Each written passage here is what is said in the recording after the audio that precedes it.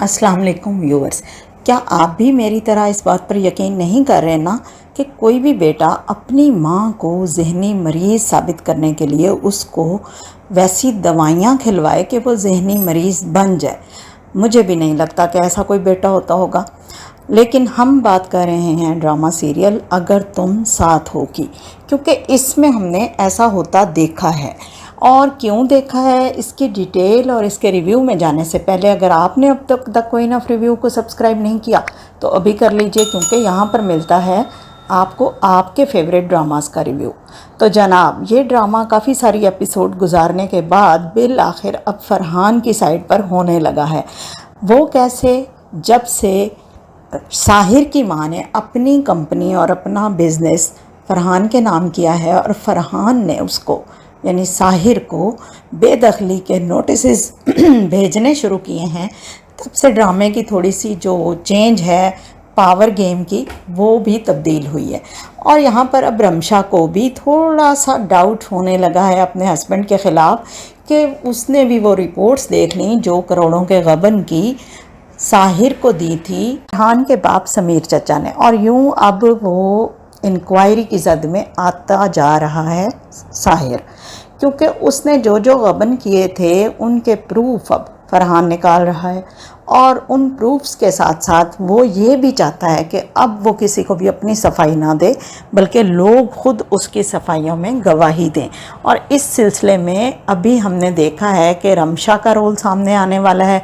उससे पहले फरहान की जो चची हैं, साहिर की माँ हैं, उनका रोल सामने आया, अगरचे वो अभी तक उनके लब सिले हुए हैं, वो कुछ कह नहीं पा रही हैं इस बारे में।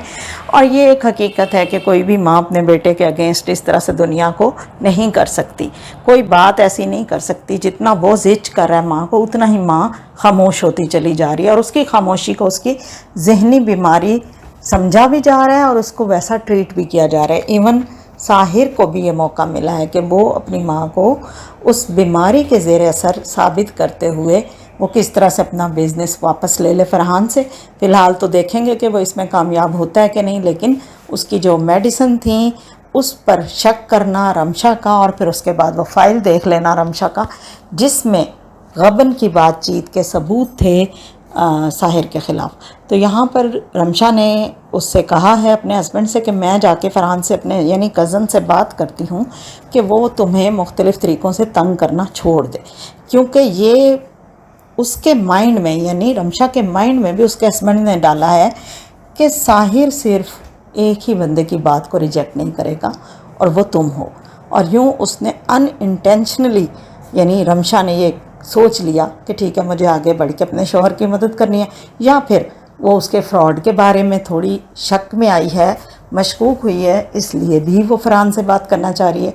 ये सारी चीज़ें अगली एपिसोड में होने वाली हैं, लेकिन उससे पहले हम देख रहे हैं कि समी चचा यानी फरहान के बाप ने भी थोड़ा सा नरम दिली का मुजाहरा किया था उस वक्त जब उसने गबन की बातों पर और डॉक्यूमेंट्स पर थोड़ा सा सोचा कि फरहान ऐसा नहीं कर सकता, ये साहिर की ही हरकतें हैं। लेकिन उसके बावजूद जब उसने घर बुलाया और माँ ने बेटे को, और उनकी खाने की टेबल पर फिर से बाप बेटे की झड़प हुई है, और उसके बाद वो उठ के चला गया और ये कह कर गया कि मैं अपने लिए ख़ुद कुछ भी प्रूफ नहीं करूँगा अब, और मेरी बेगुनाहियों के सबूत के लिए देखिएगा कि रमशा सबसे पहले मेरे पास आएगी। और उस बात को गलत रंग लिया उसके बाप ने और उसको एक बार फिर डांटा कि तुम्हें शर्म नहीं आती एक शादीशुदा लड़की के पीछे पड़े हुए हो, जबकि वो उसको शादीशुदा लड़की की हैसियत से नहीं बल्कि अपनी उस कज़न की हैसियत से डील कर रहा है, जिसके साथ वो बचपन से खेलता चला आया था, जिसके साथ वो बचपन गुजारता चला आया था, जहाँ सारी एक्टिविटीज़ में ये तीनों साथ होते थे, फरहान, रमशा और साहिर। वो सारी चीज़ें उसको बद नज़री से देखने से बचा भी रही हैं, और वो ऐसा सोच भी नहीं रहा जैसा कि उसके बाप ने सोचा।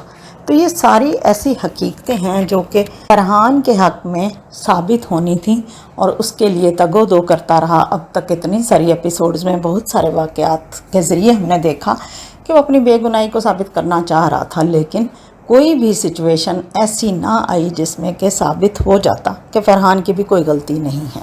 यहाँ पर हम देख रहे हैं कि फरहान की कज़न जो लाहौर से आई थी, जो उसके साथ शादी करना चाह रही थी, वो सारे अब پس منظر میں چلی گئی ہے اور اب مجھے لگتا ہے کہ وہ اس سٹوری میں آگے نہیں آنے والی. میں بھی آ جائے کبھی ثبوت دینے کے لیے فرحان کی بے گناہی کا، لیکن فی الحال وہ منظر سے غائب ہے. لیکن اس کے ساتھ ساتھ وہ بزرگوار جو لاہور کر رہے تھے بزنس کو چلانے میں فرحان کی، وہ یہاں پر بھی جو ساحر کے باپ کی یا ماں کی کمپنی ہے وہاں پر وہ اس کے ساتھ ہیں اور اس کو سپورٹ کر رہے ہیں، اس کو مشورے دے رہے ہیں اور اس کو کہہ رہے ہیں کہ کچھ ریسٹ کر لیا کرو، جہاں پر وہ کہتا ہے کہ نہیں، میں نے اب دن رات اسی کام میں لگے رہنا ہے کہ جس میں پھر وہ ساحر کو بے نقاب کر سکے. تو یہ ساری جو ٹسل ہے ہم دیکھ رہے ہیں، لیکن مجھے لگتا ہے یہ کسی حد تک سٹوری امپریس ہے یا افیکٹڈ ہے انڈین ڈراماز سے اور ان سازشوں سے جو انڈین ڈراماز میں دکھائی جاتی تھی فیملیز کے اندر. ہماری فیملیز میں اتنی ڈیپ سازشیں آئی تھنک نہیں ہوتی ہیں، بہت مائنر سی ہوتی ہیں، ساس بہو کی ہوں یا بہو بیٹے کی ہوں یا اس طرح سے جو ریلیشنز ہیں ان کے درمیان، لیکن اتنی سویئر جو سازشیں ہیں وہ ہمارے کلچر میں نہیں ہوتی، موسٹلی نہیں ہوتی. ہاں کہیں کہیں ہوتی ہیں، اگر وہ کہیں کہیں ہوتی ہیں تو پھر انہی کے لیے یہ ڈرامہ بنا ہے. لیکن بہرحال اوورآل ایک اچھا کانسیپٹ ہے کہ کس طرح سے فراڈ کرنے والے کو بے نقاب کرنے کے لیے خود کو ایک پر جگہ پہ لانا ہوتا ہے، ایک اسٹرانگ پوزیشن پہ لانا ہوتا ہے، پھر ہی جا کر آپ کسی کا زور توڑ سکتے ہیں. آپ خالی ہاتھ ایموشنز کے ساتھ، غصے کے ساتھ اور بنا کسی اسٹریٹجی کے کسی بھی اپنے دشمن کو اگینسٹ جو آپ کے ہے اس کو آپ غلط ثابت نہیں کر سکتے. آپ کو اپنی سچائی بھی ثابت کرنی ہے تو یہاں پر ہماری سوسائٹی میں اوورآل یہ چیز عام ہے، اور جب تک آپ کی اپنی پوزیشن سٹرونگ نہیں ہوتی آپ کو کوئی بھی ویلیو نہیں کرتا، آپ کی بات کی کوئی ویلیو نہیں کرتا. تو یہ ساری چیزیں ساتھ ساتھ چلتی ہیں. ہم دیکھ رہے ہیں سوشل ایشوز کے انڈر کہ لوگ جو ہیں وہ پیسے والوں کی بات کو مانتے ہیں، لوگ پوزیشن والے کی بات کو مانتے ہیں. آپ راہ چلتے کسی مزدور کی اگر کوئی اچھی کہی ہوئی بات ہو آپ اس کو ویلیو کر ہی نہیں سکتے، کیونکہ آپ باتوں کو ویلیو ہی پرسنالٹی کی ویلیو سے کرتے ہیں، جو آپ کو دکھ رہا ہوتا ہے اور جو آپ کو دکھائی دیتا ہے برے حال میں، اس کی باتیں بھی آپ کو عقل سے بھرپور نہیں لگتی، عقل مندی والی نہیں لگتی، ان کو کوئی فالو نہیں کرنا چاہتا، ان باتوں کو کوئی یاد نہیں رکھتا اور ان باتوں کو کوئی آگے بھی کنوے نہیں کرتا. تو یہ ایک بٹر ریالٹی ہے مگر ہے، اور یہی چلن ہے آج کے دور کا. لیکن امید کرتی ہوں کہ تعلیم، بڑھتی ہوئی تعلیمی جو ہماری کہیں گے ریشو ہے، وہ چیزیں بدل بھی سکتی ہے. آنے والے وقتوں میں ہم صرف پیسے اور دولت اور مرتبے کے تحت ہی کسی کو عزت نہیں دیں گے. انشاءاللہ وہ وقت آئے گا جب کسی کی قابلیت، کسی کی سچائی اس کی ویلیو بنے گی. امید ہے کہ آپ کو آج کا ریویو پسند آیا ہوگا. Thanks for watching. اللہ حافظ.